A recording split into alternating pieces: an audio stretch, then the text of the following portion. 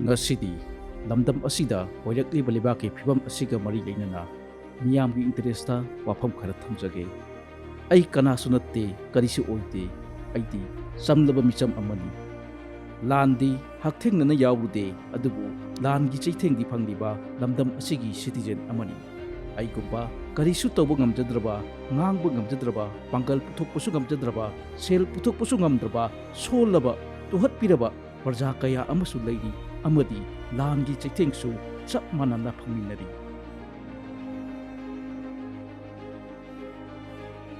ima iben pabung tada maru mapang kayagi yum ingkol tumna mang takre nuksidaba mamal jamlaba thawai kaya ama pikhamnakre mara lejadraba karisu khangjadraba angang kaya amagi tunglab chatsu sauna chikheng pirari aki tujungwan thalraba punsi mahing haido oirari pumnamak asi karidagi haraklibano haibadu nainaba amadi mamut tana khagba tanai phadaba haidu oirari ꯑꯩꯈꯣꯏꯅ ꯀꯔꯤ ꯁꯣꯏꯈꯤꯕ ꯑꯩꯈꯣꯏꯅ ꯀꯔꯤ ꯆꯦꯛꯁꯤꯟꯍꯧꯗꯕ ꯑꯃꯗꯤ ꯀꯔꯝꯅ ꯆꯦꯛꯁꯤꯟꯅ ꯂꯩꯁꯤꯒꯦ ꯍꯥꯏꯕꯗꯨ ꯅꯩꯅꯕ ꯑꯃꯗꯤ ꯈꯪꯃꯤꯟꯅꯕ ꯇꯉꯥꯏ ꯐꯗꯦ ꯎ ꯋꯥꯔꯤꯒ ꯁꯥꯒꯣꯟꯅꯗꯨꯅ ꯂꯩꯍꯧꯔꯒꯗꯕ ꯇꯨꯖꯨꯡꯂꯕ ꯃꯦꯒꯤ ꯇꯥꯔꯤꯛ 3 ꯅꯨꯃꯤꯠ ꯑꯁꯤꯗ ꯊꯣꯛꯍꯟꯅꯤꯡꯗ꯭ꯔꯕ ꯊꯧꯗꯣꯛ ꯀꯌꯥ ꯊꯣꯛꯈ꯭ꯔꯕ ꯃꯇꯨꯡ ꯃꯦ ꯖꯨꯟ ꯑꯗꯨꯋꯥꯏ ꯐꯥꯎꯕ ꯃꯌꯥꯝ ꯑꯁꯤ ꯀꯔꯤꯅꯣ ꯇꯧꯔꯤꯕꯁꯦ ꯍꯥꯏꯕꯁꯤ ꯚꯥꯞ ꯇꯥꯅꯔꯝꯗꯦ ꯃꯥꯅ ꯊꯣꯛꯄ ꯉꯝꯅꯕ ꯍꯣꯠꯅꯗꯨꯅ ꯂꯥꯛꯈꯤ ꯖꯨꯂꯥꯏ ꯑꯗꯨꯋꯥꯏꯗꯒꯤꯗꯤ ꯃꯌꯥꯝꯁꯤ ꯚꯥꯞ ꯇꯥꯔꯛꯄ ꯈꯔ ꯍꯧꯔꯛꯈꯤ ꯑꯃꯗꯤ ꯀꯔꯤꯗꯒꯤ ꯊꯣꯛꯂꯛꯄꯅꯣ ꯍꯥꯏꯕ ꯈꯪꯕ ꯀꯥꯄꯛ ꯉꯝꯃꯛꯈꯤ ꯑꯩꯈꯣꯏꯅ ꯆꯠꯂꯤꯕ ꯂꯝꯕꯤ ꯑꯁꯤ ꯌꯥꯝꯅ ꯄꯥꯝꯅ ꯆꯠꯅꯤꯡꯅ ꯆꯠꯄ ꯂꯝꯕꯤꯗꯤ ꯅꯠꯇꯦ ꯑꯗꯨꯅ ꯌꯥꯝ ꯍꯩ ꯁꯤꯡꯍꯧꯗ꯭ꯔꯒꯗꯤ ꯑꯩꯈꯣꯏ ꯑꯃꯨꯛꯀ ꯍꯦꯟꯅ ꯋꯥꯒꯗꯕ ꯐꯤꯚꯝ ꯑꯃ ꯂꯥꯛꯀꯅꯤ ꯑꯗꯨꯒ ꯌꯥꯝ ꯍꯩꯁꯤꯡꯅ ꯆꯠꯍꯧꯔꯒꯗꯤ ꯇꯨꯡꯗ ꯂꯥꯛꯀꯗꯕ ꯆꯍꯤ ꯂꯤꯁꯤꯡꯁꯦ ꯏꯪ ꯆꯤꯛꯅ ꯂꯩꯍꯧꯒꯗꯧꯔꯤꯕꯅꯤ ꯍꯩꯁꯤꯡꯕ ꯍꯩꯍꯧꯗꯕ ꯑꯁꯤ ꯀꯔꯝꯅ ꯂꯦꯞꯀꯗꯒꯦ ꯍꯥꯏꯕꯕꯨ ꯑꯩꯈꯣꯏ ꯃꯤꯌꯥꯝꯁꯤ ꯂꯤꯡꯖꯦꯜ ꯃꯥꯟꯅꯅ ꯆꯠꯄ ꯇꯉꯥꯏ ꯐꯗꯦ ꯂꯩꯃꯤꯟꯅꯔꯤꯕ ꯃꯌꯥꯝꯁꯤꯅ ꯇꯧꯔꯤꯕꯁꯤꯅ ꯀꯔꯤꯅꯣ ꯂꯩꯉꯥꯛꯅ ꯇꯧꯔꯤꯕꯁꯤꯅ ꯀꯔꯤꯅꯣ ꯃꯤꯌꯥꯝꯅ ꯄꯥꯝꯂꯤꯕꯁꯤꯅ ꯀꯔꯤꯅꯣ ꯍꯥꯏꯕ ꯀꯣꯛ ꯆꯨꯡꯁꯤꯟꯅꯕ ꯅꯩꯅꯕ ꯑꯃ ꯆꯪꯏ ꯑꯩꯈꯣꯏꯅ ꯀꯣꯛꯁꯤ ꯍꯦꯛ ꯆꯨꯡꯁꯤꯟꯅꯍꯧꯗꯕ ꯃꯇꯝꯗ ꯑꯩꯈꯣꯏ ꯍꯧꯖꯤꯛ ꯑꯣꯏꯔꯤꯕꯁꯤꯗꯒꯤ ꯍꯦꯟꯅ ꯀꯥꯡ ꯇꯣꯡ ꯆꯥꯏꯕ ꯍꯥꯏꯕꯗꯨ ꯑꯣꯏꯒꯗꯧꯔꯤꯕꯅꯤ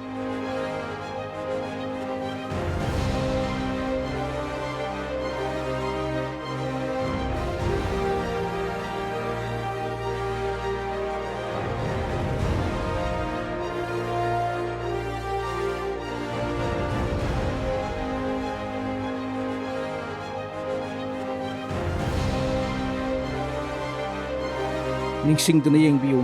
ꯍꯧꯈꯤꯕ ꯃꯦꯒꯤ ꯇꯥꯔꯤꯛ 3 ꯑꯗꯨꯗ ꯃꯈꯣꯏꯗꯤ ꯃꯈꯨꯠꯇ ꯈꯨꯠꯂꯥꯏ ꯄꯥꯏꯔꯒ ꯔꯦꯂꯤꯗ ꯌꯥꯎꯔꯛꯈꯤ ꯑꯩꯈꯣꯏꯒꯤꯅ ꯋꯥꯀꯣꯛ ꯄꯥꯏꯔꯒ ꯄ꯭ꯔꯖꯥꯁꯤꯡ ꯀꯟꯕ ꯆꯪꯈꯤ ꯑꯩꯈꯣꯏꯗꯤ ꯃꯈꯣꯏꯅ ꯑꯗꯨꯒꯨꯝꯕ ꯈꯨꯠꯂꯥꯏ ꯄꯥꯏꯔꯝꯒꯅꯤ ꯍꯥꯏꯕꯁꯨ ꯈꯪꯗꯦ ꯑꯃꯗꯤ ꯚꯥꯞꯁꯨ ꯑꯣꯏꯔꯨꯗꯦ ꯃꯦꯒꯤ ꯇꯥꯡ 3ꯒꯤ ꯃꯇꯨꯡꯗꯒꯤꯗꯤ ꯏꯟꯈꯠꯂꯛꯂꯤꯕ ꯑꯉꯥꯡ ꯃꯆꯥ ꯀꯌꯥ ꯑꯃꯁꯨ ꯏꯃꯥ ꯂꯩꯕꯥꯛꯀꯤꯗꯃꯛꯇꯅꯤ ꯍꯥꯏꯅ ꯆꯣꯡꯊꯣꯛꯅꯔꯛꯈꯤ ꯑꯥꯏꯟꯅ ꯌꯥꯕ ꯌꯥꯗꯕ ꯍꯥꯏꯕꯗꯨ ꯇꯨꯡ ꯑꯣꯏꯅꯔꯛꯈꯤ ꯑꯗꯨꯕꯨ ꯃꯈꯣꯏꯒ ꯄꯨꯂꯤꯁꯁꯤꯡꯒ ꯂꯝ ꯉꯥꯛꯃꯤꯟꯅꯔꯝꯗ꯭ꯔꯕꯗꯤ ꯑꯩꯈꯣꯏ ꯁꯥꯊꯤꯅ ꯁꯣꯛꯆꯤꯜꯂꯝꯒꯅꯤ ꯃꯈꯣꯏꯅ ꯊꯣꯛꯂꯛꯂꯝꯗ꯭ꯔꯕꯗꯤ ꯃꯈꯥꯔꯣꯝꯗ ꯕꯤꯁꯅꯨꯄꯨꯔ ꯌꯧꯁꯤꯜꯂꯛꯂꯝꯒꯅꯤ ꯏꯝꯐꯥꯜꯁꯨ ꯌꯧꯔꯛꯑꯝꯕ ꯌꯥꯏ ꯃꯔꯝꯗꯤ ꯁꯤꯟꯗꯥ ꯂꯥꯡꯒꯣꯜ ꯍꯥꯏꯕꯁꯤ ꯌꯥꯝꯅ ꯅꯛꯅꯔꯤꯕ ꯄꯣꯠꯅꯤ ꯃꯃꯥꯡꯗ ꯈꯨꯔꯥꯏ ꯌꯧꯔꯛꯑꯝꯕ ꯌꯥꯏ ꯈꯨꯔꯥꯏ ꯊꯥꯕꯤꯔꯣꯝꯗꯒꯤ ꯑꯋꯥꯡꯗ ꯁꯦꯛꯃꯥꯏ ꯇꯨꯝꯃꯝꯕ ꯌꯥꯏ ꯁꯨꯃꯥꯏꯅ ꯑꯩꯈꯣꯏꯁꯤ ꯃꯑꯣꯡ ꯇꯥꯗꯅ ꯀꯣꯏꯁꯤꯟꯗꯨꯅ ꯂꯩ ꯑꯗꯨꯕꯨ ꯊꯧꯅꯥ ꯐꯔꯕ ꯏꯆꯤꯜ ꯏꯅꯥꯎ ꯑꯃꯗꯤ ꯂꯩꯉꯥꯛꯀꯤ ꯄꯨꯂꯤꯁꯁꯤꯡꯅ ꯉꯥꯛꯇꯨꯅ ꯂꯥꯛꯈꯤ ꯐꯠꯇ꯭ꯔꯕ ꯃꯈꯣꯏꯒꯤ ꯄ꯭ꯂꯥꯟ ꯑꯁꯤ ꯊꯤꯖꯤꯟꯕ ꯑꯃꯗꯤ ꯃꯈꯣꯏꯒꯤ ꯈꯣꯡꯆꯠ ꯅꯩꯅꯕ ꯀꯥꯡꯕꯨꯅꯗꯤ ꯆꯍꯤ 10ꯃꯨꯛꯀꯤ ꯃꯃꯥꯡꯗ ꯎꯕ ꯑꯃꯗꯤ ꯈꯪꯕ ꯉꯝꯈꯤ ꯃꯗꯨꯒꯤ ꯈꯨꯗꯝ ꯆꯥꯡꯗꯝꯁꯨ ꯐꯪꯉꯤ ꯆꯍꯤ 13ꯒꯤ ꯃꯃꯥꯡꯗ ꯂꯝꯗꯝ ꯑꯁꯤꯒꯤ ꯄꯣꯂꯤꯇꯤꯁꯤꯌꯥꯟ ꯑꯃꯅꯁꯨ ꯁꯤꯒꯨꯝꯕ ꯄꯣꯠ ꯑꯃ ꯂꯥꯛꯀꯗꯧꯔꯤ ꯍꯥꯏꯕ ꯃꯥꯡꯖꯧꯅꯅ ꯐꯣꯡꯗꯣꯛꯈꯤ ꯑꯗꯨꯕꯨ ꯑꯩꯈꯣꯏꯗꯤ ꯀꯔꯤꯁꯨ ꯊꯧꯁꯥꯔꯨꯗꯦ ꯄꯣꯂꯤꯇꯤꯁꯤꯌꯥꯟ ꯑꯃꯅ ꯏꯪ ꯀꯨꯝꯖꯥ 2019ꯒꯤ ꯖꯅꯋꯥꯔꯤ ꯇꯥꯡ 22ꯗ ꯃꯍꯥꯛꯀꯤ ꯇ꯭ꯋꯤꯇꯔ ꯑꯦꯀꯥꯎꯟ ꯑꯃꯗ ꯀꯨꯀꯤ ꯁ꯭ꯇꯦꯠ ꯗꯤꯃꯥꯟ ꯀꯃꯤꯇꯤ ꯑꯁꯤ ꯑꯥꯏꯟꯅ ꯌꯥꯕ꯭ꯔꯥ ꯍꯥꯏꯅ ꯍꯪꯈꯤ ꯃꯣꯏꯁꯤ ꯀꯗꯥꯏꯗꯒꯤ ꯂꯥꯛꯄꯅꯣ ꯃꯈꯣꯏꯁꯤ ꯏꯟꯗꯤꯖꯤꯅꯁ ꯄꯤꯄꯜꯂꯥ ꯍꯥꯏꯅ ꯍꯪꯂꯛꯈꯤ ꯑꯃꯗꯤ ꯕ꯭ꯔꯤꯇꯤꯁ ꯂꯥꯛꯇ꯭ꯔꯤꯉꯩꯗ ꯀꯗꯥꯏꯗ ꯂꯩꯔꯝꯃꯤ ꯍꯥꯏꯅꯁꯨ ꯍꯪꯂꯛꯈꯤ ꯀꯨꯀꯤ ꯏꯆꯤꯜ ꯏꯅꯥꯎꯁꯤꯡꯁꯤ ꯑꯅꯧꯕꯅꯤ ꯍꯥꯏꯕ ꯈꯨꯗꯝ ꯆꯥꯡꯗꯝ ꯑꯃꯁꯨ ꯂꯩ ꯃꯅꯤꯄꯨꯔꯗ ꯂꯩꯔꯤꯕ ꯇ꯭ꯔꯥꯏꯕ ꯈꯨꯗꯤꯡꯃꯛꯀꯤ ꯊꯥꯏꯅꯒꯤ ꯐꯤꯕꯝ ꯑꯣꯔ ꯐꯣꯇꯣ ꯑꯃ ꯌꯦꯡꯕꯤꯌꯨ ꯃꯗꯨꯗ ꯁꯤꯖꯤꯟꯅꯔꯤꯕ ꯑꯦꯜꯕꯝ ꯑꯗꯨ ꯑꯃꯨꯛ ꯌꯦꯡꯕꯤꯌꯨ ꯃꯗꯨꯗ ꯊꯥꯡꯒ ꯇꯥꯒ ꯑꯗꯨꯃꯛ ꯌꯥꯎꯔꯝꯒꯅꯤ ꯃꯩꯇꯩꯒꯤꯁꯨ ꯌꯥꯎꯒꯅꯤ ꯅꯥꯒꯥꯒꯤꯗ ꯇꯥꯡꯈꯨꯜ ꯃꯥꯎ ꯃꯈꯣꯏꯒꯤꯁꯨ ꯊꯥꯡꯒ ꯇꯥꯒ ꯑꯗꯨꯃꯛ ꯑꯣꯏꯕꯅꯤ ꯑꯗꯨꯕꯨ ꯀꯨꯀꯤ ꯈꯛꯇꯅꯤ ꯅꯣꯡꯃꯩ ꯑꯣꯏꯔꯤꯕꯁꯤ मुन्ना येंबियु अमदि खनबियु नोंगै हाइसिदि ब्रिटिश लाक्लबा मतुंगिनी अदुना मखोइसि लमदम असिगी इंडिजिनसति सुंदत नत्रे मखोइसिदि ब्रिटिश लाक्लबा मतुंगदा ब्रिटिश सिंगना लोइनरगा लाक्पा ग्रुप मचा अमदि ब्रिटिश सिंगना पुसिलक्पनि मसी कनामत्तगी प्रोपोगंडा नत्ते अमदि हाइजिनबसु नत्ते मरमदि मखोइ मसादसु मखोइ असि इंडिजिनस नत्ते हाइबा ग्रुप मसाना पिजबा लेख्रे करीना मखोइनि इजबा इंडिजिनस जोमी हाइबा लाइरि अमदा करीगुंबा ILP की बेस एयर असि 1961 की महुत्ता 1951 ओइनबा तारगदी सिसिपुर अमदि कांकुपीदा लैरुबा कुकीसिंग असि सामगी मनुंगदा मणिपुर तरादी आउट ओइनि हाइना मखोइ मसाना हाइजरी अमदि इजरी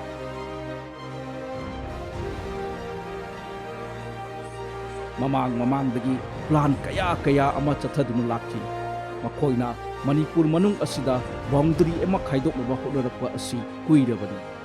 मणिपुर की नंपोक थंगबदा लैरिबा तांखुल अमदि सोमदे लैबा जलेरोंग कबुई हाइबदि अखोइगसु पुवारीगा सागोनदुना लैमिनरखिबा कबुई सलांगाइबा असि मखोइना पल अमा खारगा थिंजिनदुना खुंदासमखि सोमदना तांखुल इसिल इनाउनि हाइदुना येक सलाई पुंदुना लैमिनरिबा सिसु सादर हिल्स हाइदुना मखोइना समनहलखिद्रे मतमदुदा कनामतना वांगांखिदे अदुबु मतमदुगी MLA अमखक्ति मसिगी मतंगदा वांगांगलखि 2012 ता कैबिनेट डिसीजन लौरकपा कांदा कंगला तुम्बी की ग्राम पंचायत मरीखक ऑटोनोमस डिस्ट्रिक्ट काउंसिल हिल की एडमिनिस्ट्रेशन दा पिथोखी मदुगी कैबिनेट मदक्तगी कुकी कांगु खरगा अमदी मतम मदुगी CM का मानरगा कुकी लेन पीनबा अंडरस्टैंडिंग लेब्रा नत्रबदी करीगी पिरिबनो हाइदना मतम मदुगी MLA अमना असुमना हंगखि मतमदुदा मैतै इसी इनाव कनामता थोलखिदे मथंता अंगावबा ताखि मयामसु लोइना तुमिना तुमदुना लैनखि कनामतना महाकी वहंग अदु लुमना लौनखिदे पॉलिटिशियन अमतना सपोर्ट तौखिदे मतम अदुदा मिकअप थोलंबा तारगदी ngasi सी यौनसु वरमलोय अमदी मखोइनसु सी यौना एखोइदा एटेक तौरक्पा ngamammo तंपाक्ता थोलक्तुना सुकनुदा मई थाबा ngamammo अखोइना खंगहौदबा अखोइना पुक फदोखिबा याम चमना लेथोउबा अदुगी ngasiदी मखोइना खुदोंग चाबा हाइजिनदुना लौखिबनी अखोइना ngasi छु लौथोउ हाइना लाउरिबसी हौखिबा मतम अदुदा पालंबा लेंगाक अदुना खचितन खनबिरंबा तारगदी ngasi लाउरिबसी लाउरमोइदो कुकी मिलिटेंट सिंह थमसु मणिपुर की ngangkai मदुगी यूनियन होम मिनिस्टर चिदम्बरमना इंडिया की सिटीजन जो नत्तबा फॉरेनर जोमी रिवोल्यूशनरी आर्मी की चेयरमैन ओइरिबा सिल्हापाउगा सस्पेंशन ऑफ ऑपरेशन सु साइन तोनरमखि मदुगी महिना ngasiदी अखोई येलहोमी पुनमक वाफम तारिबसि फरे हौख्रे ngasi अखोइना वहंग अमसु हंगसी सेंटर न कैसु तौरक्त्रबरा वाफम असि कनागी सुमिशन नत्ती अमित शाह मसाना मणिपुर की मतंगदा पुंग अनि मखाई चुपना वा ngamkhrebani अखोइना सुम येंगसी इंडिया की मफम अमदा इरांग थोकपा मतमदा भारत की होम मिनिस्टर ना स्टेट अमदा नुमित हुमनी चुपना लैदुना लैबाक अदुगी फिबम येंगसिनबा हाइबसी लमदम असिदना अहानबनी मसीना ताकपदी भारत सरकार ना मणिपुर बु लुमना लवी हाइबनी इरांग सिगी दु प्रोसु इलीगल इमिग्रेंट्स सिंगना थोहनबनी हाइनसु हुंदुखि मान्यवर हजारों की संख्या में कुकीज आदिवासी भाई यहाँ आना शुरू हो गए और परिवार बसने लगे। कहाँ बसेंगे? तो जंगल में बसने लगे और एक प्रकार से मणिपुर के बाकी हिस्सों में एक असुरक्षा की भावना हुई कि हमारी जनसंख्या की बढ़ रही है। हमने उसको देखा। उसी वक्त मान्यवर हमने गृह मंत्रालय में 2022 में निर्णय किया कि अब ये बॉर्डर को खुला नहीं कर सकते, बॉर्डर बनानी पड़ेगी, फेंसिंग करनी पड़ेगी। हमने 10 किलोमीटर फेंसिंग पूरी कर दी है, 60 किलोमीटर का काम चालू है और 600 किलोमीटर का सर्वे चालू है। आपने 2014 तक कभी फेंसिंग नहीं की। हमने दूरंदेशी से 30 में दंगे हुए, 21 में ही फेंसिंग का काम शुरू कर दिया था। 10 किलोमीटर ट्रायल फेंसिंग बन चुकी है, 60 किलोमीटर का काम चालू है और 600 किलोमीटर का सर्वे बाकी, जिससे ये घुसपैठ को रोका जा सके। फिर एक अनरेस्ट खड़ा होने लगा क्योंकि वहाँ जनसांख्यिकी बहुत निर्णायक होती है। घाटी में मतई रहते हैं और पहाड़ पर कुकी और नागा ट्राइबल भाई रहते हैं। तो इसके लिए हमने लगभग जनवरी महीने से हमने वहाँ पर जितने भी शरणार्थी आए थे उनको एक परिचय पत्रक देने की शुरुआत की। उनका थंब इम्प्रेशन लिया, आई इम्प्रेशन लिया और थंब इम्प्रेशन और आई इम्प्रेशन को वोटर लिस्ट और आधार कार्ड के नेगेटिव लिस्ट में डालने का काम किया। भारत के प्रधानमंत्री ना मणिपुर की मरमदा वा मस्जिद मुत्त ngang di haiduna chibon nangri madu aran bani parliament Bharat के प्रधानमंत्री मसामकना मणिपुर की ओरिबो फिबम असिदा थमोय सोकनि नुमाइतबा फोंदोकपगा लोइनाना लेबाक मियामदा शांति की पाउजल चेनखी निंगसिंगबो ओइना ngaiak taminasi। केंद्र सरकार राज्य सरकार मिलकर के भरपूर प्रयास कर रही है और मैं देश के सभी नागरिकों को आश्वस्त करना चाहता हूं कि जिस प्रकार से प्रयास चल रहे हैं निकट भविष्य में शांति का सूरज जरूर उगेगा। मणिपुर फिर एक बार नए आत्मविश्वास के साथ आगे बढ़ेगा। मैं मणिपुर के लोगों से भी आग्रहपूर्वक कहना चाहता हूं, वहां की माताओं बहनों बेटियों से कहना चाहता हूं, देश आपके साथ है, ये सदन आपके साथ है। हम सब मिलकर के, कोई यहाँ हो या ना हो, हम सब मिलकर के इस चुनौती का समाधान निकालेंगे। वहां फिर से शांति की स्थापना होगी। मरक्सिदा लानगा मरी लेनना मखोइना अखोइगी मी फारगा हाटलिबा मतमदुदा लमदम असिगी खुलाई पाबा लालहोबा अमगसु इंडिया गवर्नमेंटगा पीसटॉक वारी सानदुना सिसपियर चना हलकी। कॉन्स्टिट्यूशन की मतुंग इन्ना भारत सरकार ना लौखटफम थोपा स्टेपती तपना अदुमक लौखटलकनी हाइबदी मिटोप चंसिलकपा थिंगनबा बॉर्डर फेंसिंग तौरकपा बायोमेट्रिक सिनदुना मिटोप खंदोकपा इंडिया अमदी म्यांमार की मरक्ता अथिंग लेतना मी चंथोक चंसिन याहलंबा फ्री मूवमेंट रिजिम लौथोकपा असिनचिंबा कया असिना भारत सरकार ना अखोइगी येलहौमीगीदमक कयाम खल्ली हाइबदु मसिना अदुम ताकचरबनी। म्यांमार के साथ हमारा फ्री आवाजाही का जो एग्रीमेंट है, ये एग्रीमेंट पर भी भारत सरकार पुनः विचार कर रही है और अब आने जाने की ये सहूलियत को ही भारत सरकार बंद करने जा रही है। मणिपुर की पुवारी अमदी मणिपुर की असेंबली की हिस्ट्री दा मणिपुर की अपुनबगीदमक इंडिजिनस पीपल सिंगना हाइबदी नागा तांखुल अमना प्रपोज तौरगा जेलेरोंग मिनिस्टर अमा मैतै पांगल अनि अमदी मैतै सिंगना पुन्ना सपोर्ट तौमिनरगा येलोंमी सिंग कन्ननवा एनआरसी चटहन्नबा वारेपसु लौख्रे। मरम अदुना एनआरसी चटहन्नबा खोंथांग लौखटपा हौख्रे हाइबसिसु अखोइ खंजिनबा चंगी।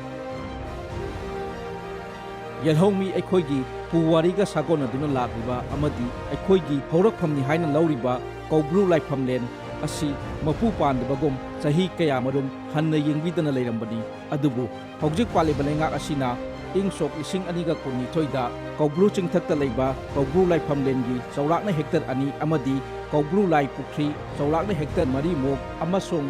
अखोइगी लुरोबा लाइफमलेन इबुदौ थांजिंगी खुबम ओइरिबा थांजिंग चिंगबुसु protected site under Section 4 of Manipur Ancient and Historical Monument and Archaeological Site ni haina lauthokhi।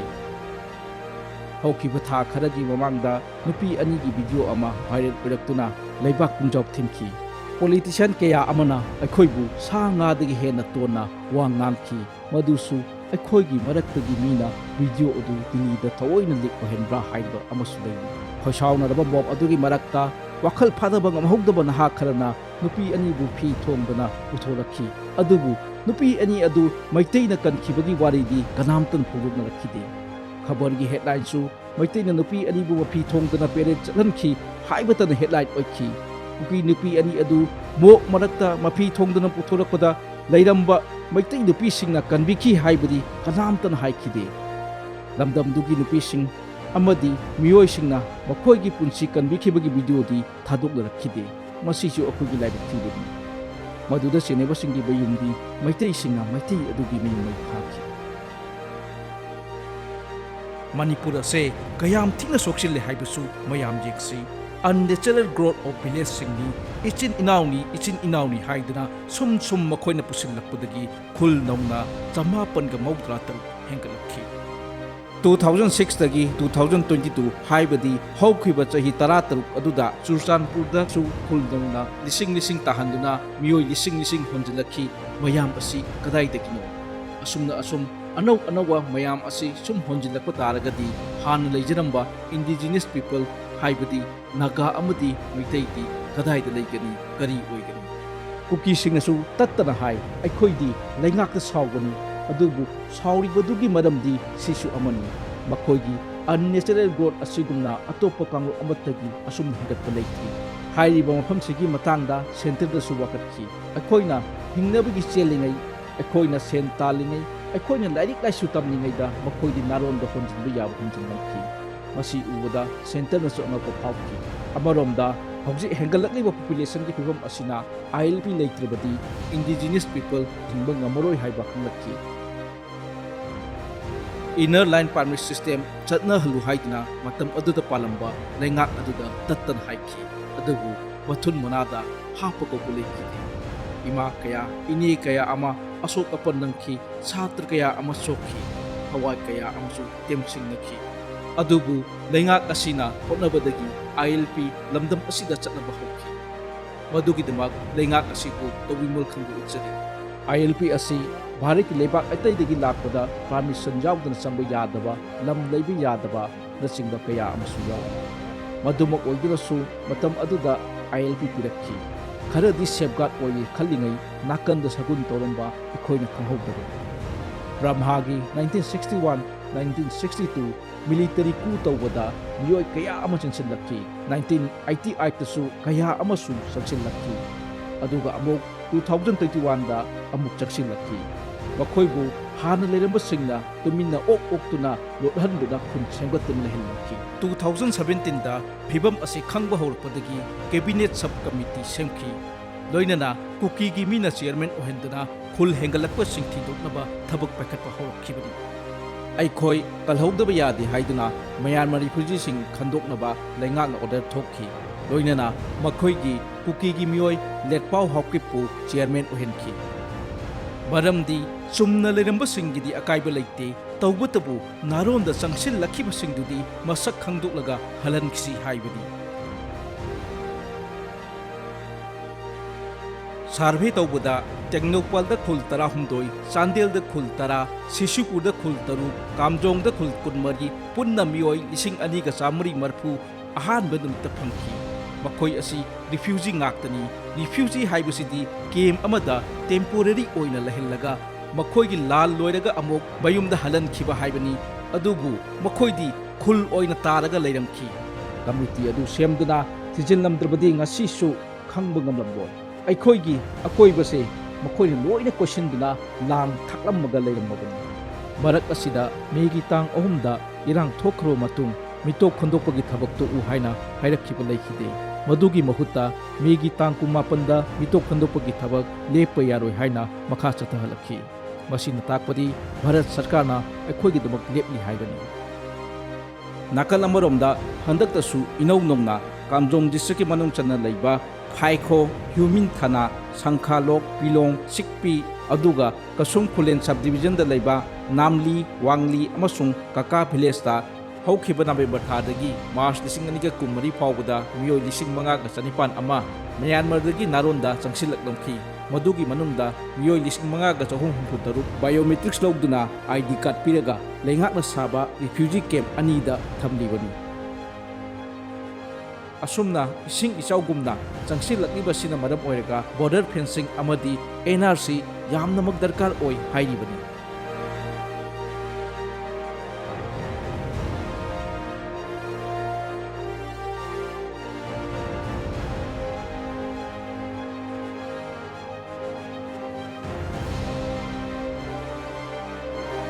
Irang asi ST gi namada ꯃꯈꯣꯏꯅ ꯅꯥꯀꯣꯏꯅꯅ ꯄꯨꯊꯣꯔꯛꯇꯨꯅ ꯃꯈꯣꯏꯒꯤ ꯑꯁꯣꯏꯕꯁꯤꯡ ꯑꯗꯨ ꯀꯨꯞꯁꯤꯟꯅꯕ ꯍꯣꯠꯅꯔꯛꯄꯅꯤ꯫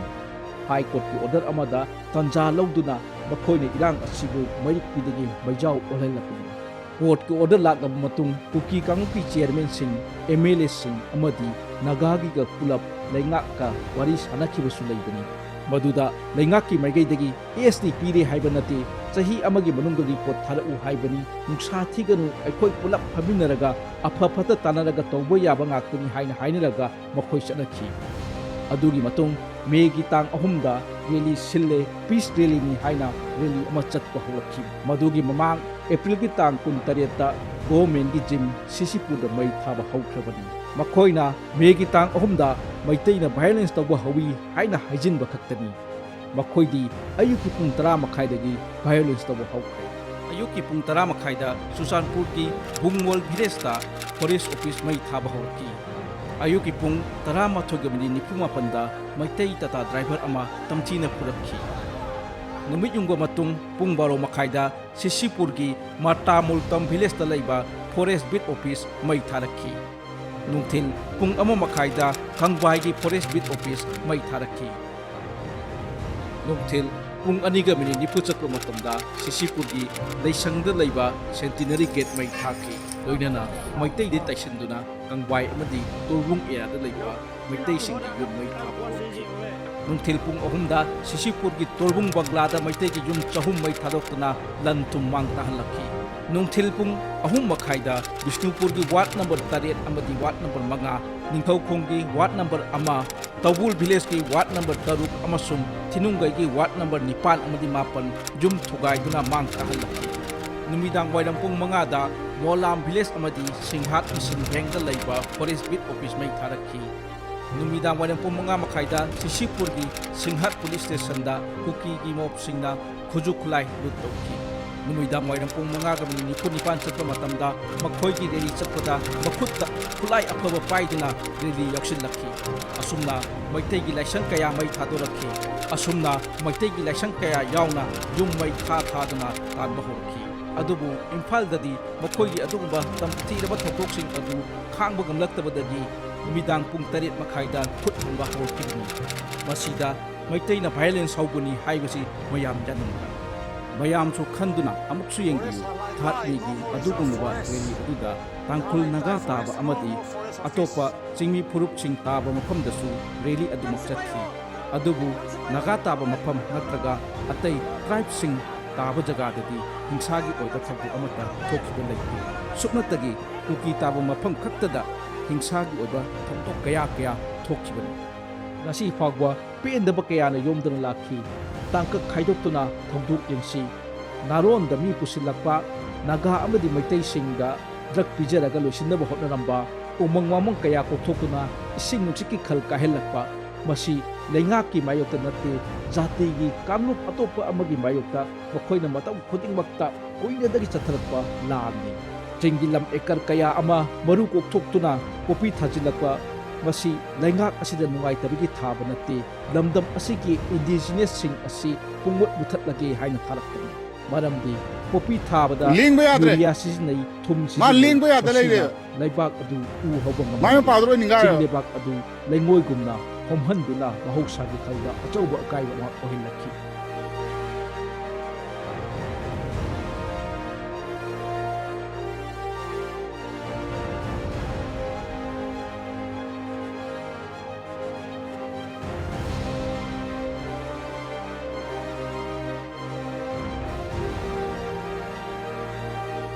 ꯍꯥꯔ ꯌꯥꯎꯔꯕ ꯂꯩꯕꯥꯛ ꯑꯗꯨ ꯅꯣꯡ ꯆꯨꯕꯗ ꯇꯨꯔꯦꯜꯗ ꯆꯦꯟꯊꯔꯛꯇꯨꯅ ꯄꯨꯝꯅꯃꯛ ꯁꯣꯛꯍꯜꯂꯛꯂꯤꯕꯅꯤ꯫ ꯄꯨꯝꯅꯃꯛ ꯑꯁꯤ ꯂꯩꯉꯥꯛꯇ ꯁꯥꯎꯖꯕꯒꯤ ꯇꯧꯕꯅꯤ ꯍꯥꯏꯗꯨꯅ ꯃꯈꯣꯏꯅ ꯁꯥꯎꯔꯤꯕꯗꯤ ꯄꯣꯄꯤ ꯊꯥꯕ ꯇꯣꯛꯂꯣ, ꯂꯧꯃꯤ ꯑꯣꯏꯍꯟꯅꯕ ꯁꯤꯡ ꯊꯥꯍꯜꯂꯛꯄ, ꯃꯍꯩ ꯃꯔꯣꯡ ꯊꯥꯍꯜꯂꯛꯄ ꯑꯗꯨꯗ ꯁꯥꯎꯔꯛꯄꯅꯤ꯫ ꯐꯠꯇ꯭ꯔꯕ ꯃꯈꯣꯏꯒꯤ ꯄ꯭ꯂꯥꯟꯁꯤꯡ ꯍꯥꯏꯕꯗꯤ ꯄꯣꯄꯤ ꯊꯥꯕ ꯇꯣꯛꯍꯜꯂꯛꯄ ꯑꯁꯤꯅ ꯃꯈꯣꯏꯅ ꯂꯩꯉꯥꯛꯇ ꯑꯔꯣꯏꯕꯤ ꯁꯥꯎꯅꯤꯡꯈꯤ꯫ ꯃꯗꯨꯗ ꯅꯠꯇꯅ ꯗ꯭ꯔꯒ ꯀꯤꯂꯣ ꯃꯁꯤꯡ ꯊꯤꯉꯝꯗꯅ ꯄꯪꯐꯥꯗ ꯐꯥꯒꯠꯂꯛꯄ, ꯄꯣꯄꯤ ꯄ꯭ꯂꯥꯟꯇꯦꯁꯟꯁꯤꯡ ꯑꯦꯀꯔ ꯃꯥꯡ ꯇꯥꯍꯜꯂꯛꯄꯅ ꯃꯔꯝ ꯑꯣꯏꯔꯒ ꯃꯈꯣꯏꯒꯤ ꯈꯣꯏꯗꯧ ꯊꯤꯛꯄ ꯅꯣꯡꯃ ꯅꯣꯡꯃꯒꯤ ꯍꯦꯟꯒꯠꯂꯛꯈꯤꯕꯅꯤ꯫ ꯃꯁꯤꯗ ꯃꯩꯇꯩ SD ꯆꯟꯕ ꯆꯟꯗꯕꯒ ꯃꯔꯤ ꯁꯨꯡꯂꯩ ꯂꯩꯅꯗꯦ꯫ ꯏꯔꯥꯡ ꯑꯁꯤ ꯃꯤꯇꯣꯞ ꯈꯟꯗꯣꯛꯄ, ꯗ꯭ꯔꯒ ꯐꯥꯕ, ꯄꯣꯄꯤ ꯊꯥꯕ ꯊꯤꯡꯕ ꯁꯤꯗꯒꯤ ꯍꯧꯔꯛꯈꯤꯕ ꯏꯔꯥꯡꯅꯤ꯫ ꯃꯈꯣꯏꯅ ꯌꯥꯒꯗ꯭ꯔꯥ ꯈꯜꯂꯨꯕꯁꯨ ꯁꯦꯟꯇꯔꯅ ꯅꯥꯔꯣꯟꯅ ꯆꯪꯉꯛꯄ ꯑꯣꯏꯔꯕꯁꯨ ꯇꯥꯟꯊꯣꯛꯈꯣ ꯍꯥꯏꯅ ꯑꯣꯔꯗꯔ ꯂꯥꯛꯈꯤ꯫ ꯃꯗꯨ ꯂꯩꯉꯥꯛꯅ ꯉꯝꯈꯤꯗꯧꯔꯦ ꯈꯟꯕꯗꯒꯤ ꯂꯥꯟꯗꯥꯁꯤꯜꯂꯛꯄꯅꯤ꯫ ꯏꯟꯗꯤꯌꯥꯗꯒꯤ ꯂꯝꯅꯦ, ꯃ꯭ꯌꯥꯟꯃꯥꯔꯗꯒꯤ ꯂꯝꯅꯦ, ꯕꯪꯒ꯭ꯂꯥꯗꯦꯁꯇꯒꯤ ꯂꯝꯅꯦ, ꯂꯝ ꯃꯆꯦꯠ ꯃꯆꯦꯠ ꯂꯧꯁꯤꯜꯂꯒ ꯀꯟꯇ꯭ꯔꯤ ꯑꯃ ꯁꯦꯝꯅꯕ ꯍꯧꯕ ꯂꯥꯟꯅꯤ ꯍꯥꯏꯕꯁꯤ ꯁꯦꯟꯇꯔꯅ ꯆꯞ ꯆꯥꯅ ꯈꯪꯕꯒꯤ ꯈꯨꯗꯝ ꯆꯥꯡꯗꯝ ꯂꯩꯔꯕꯅꯤ꯫ ꯑꯩꯈꯣꯏꯒꯤ ꯃꯥꯌꯣꯛꯇ ꯍꯧꯕ ꯂꯥꯟ ꯅꯠꯇꯦ, ꯏꯟꯗꯤꯌꯥꯒꯤ ꯃꯥꯌꯣꯛꯇ ꯍꯧꯕ ꯂꯥꯟꯅꯤ ꯍꯥꯏꯕꯁꯤꯁꯨ ꯆꯞ ꯆꯥꯅ ꯈꯨꯗꯝ ꯆꯥꯡꯗꯝ ꯐꯪꯗꯨꯅ ꯁꯦꯟꯇꯔꯅꯁꯨ ꯈꯪꯍꯜꯂꯛꯈ꯭ꯔꯕꯅꯤ꯫ ꯑꯗꯨꯅ ꯂꯥꯟ ꯑꯁꯤ ꯂꯩꯉꯥꯛꯀꯤ ꯁ꯭ꯇꯦꯠ ꯐꯣꯔꯁ, ꯁꯦꯟꯇ꯭ꯔꯦꯜ ꯑꯥꯔꯃꯤꯅ ꯃꯔꯨꯑꯣꯏꯕ ꯄꯦꯔꯤꯐꯦꯔꯦꯜꯁꯤꯡꯗ ꯂꯩꯔꯤꯕ ꯁꯤꯡꯁꯤꯗ ꯑꯆꯁꯅꯤ꯫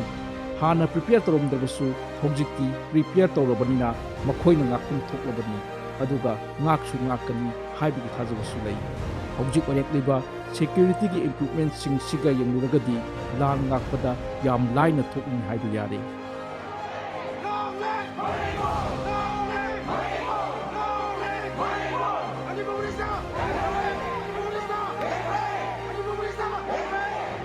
आर्मी खक्तदा इशू तौबा एंटी माइन बुलेट प्रूफ गारीसु लेंगाक असिना लौख्रे। इचा इनाउसिंगना पेंदबा हेमनखिबदगी चतखिबा मयाम हौजिक्ति गवर्नमेंटसु प्रिपेयर तौरबनिना हौजिक्ति लेंगाक असिना थेंगनबा ngamnani हाइबगी थाजबा लei। अखोई प्रजा सिबे यादे, सोकपे यादे, एनी प्रॉब्लम लाकोदा अखोइना अखोइगी लेंगाक हाइसी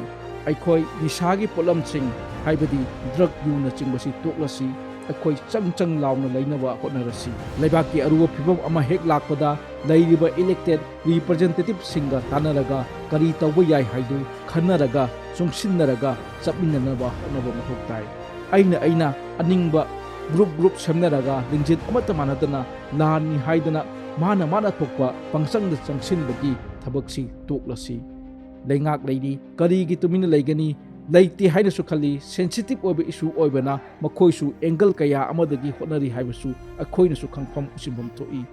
मसिदा अखोइ मसेन सुम ओनसिनदुना हुनदुना खतनदुना लाउनदुना लैबगी थबकसिंग असि तोक्लसी।